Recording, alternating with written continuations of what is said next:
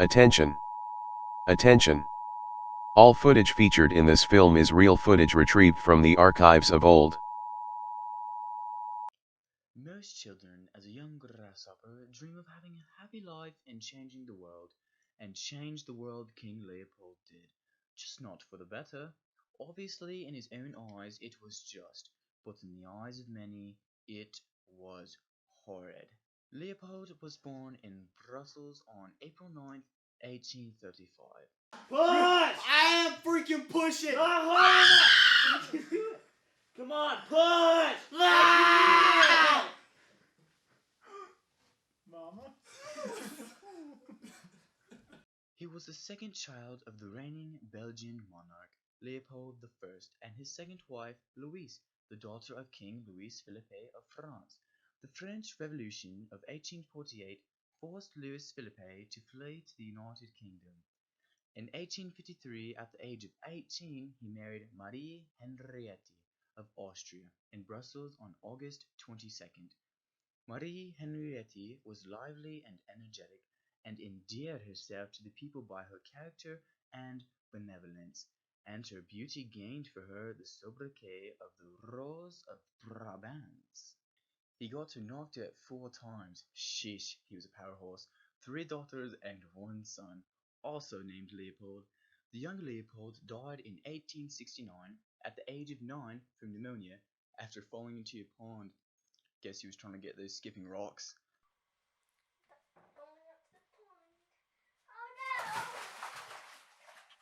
His death was a source of great sorrow for King Leopold, who lost his only heir. The marriage had become unhappy, like most these days, and the couple separated completely after a last attempt to have another son, a union which resulted in the birth of their last daughter, Clementine. Oh, I really like those. He served in the army until his accession in 1865, by which time he had reached the rank of lieutenant general. Wow. In 1855, when he became a member of the Belgian Senate, he took an active interest in the Senate, especially in matters concerning the development of Belgium and its trade, and began to urge Belgium's acquisition of colonies. From 1854 to 1865, Leopold traveled extensively abroad, visiting India, China, Egypt, and the countries on the Mediterranean coast of Africa. Leopold's father died on December 10, 1865, and Leopold took the oath of office on December 17 at the age of 30.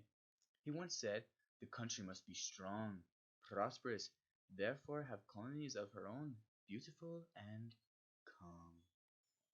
In 1893, under Leopold's reign, universal male suffrage was introduced. It should still be that way today. Though the effect of this was tempered by plural voting, the eligibility requirements for the Senate were reduced. It would be based on a system of proportional representation which continues to this day. On November 15, 1902, Italian anarchist Gennaro Rubino attempted to assassinate Leopold.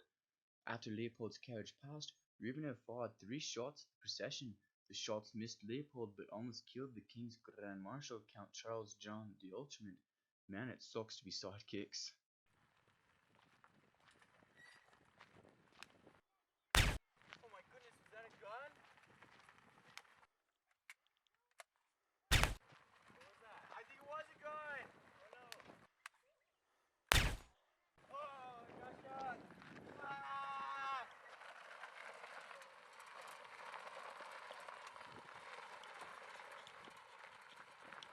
Leopold was the founder and sole owner of the Congo Free State and all its people. A private project undertaken on his own behalf. He used explorer Henry Morton Stanley to help him lay claim to the Congo, an area now known as the Democratic Republic of the Congo from the beginning. However, Leopold ignored these conditions and millions of Congolese inhabitants, including children, were mutilated and killed. You call that work? Faster! Sir John, look! What? Stop him!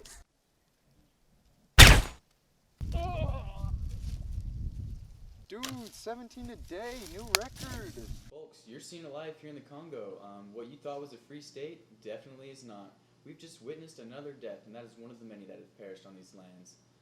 Back to you, Jim, with sports. He ran the Congo using the mercenary force publique for his personal enrichment.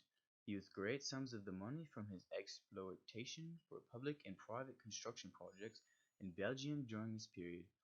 He donated the private buildings to the state before his death.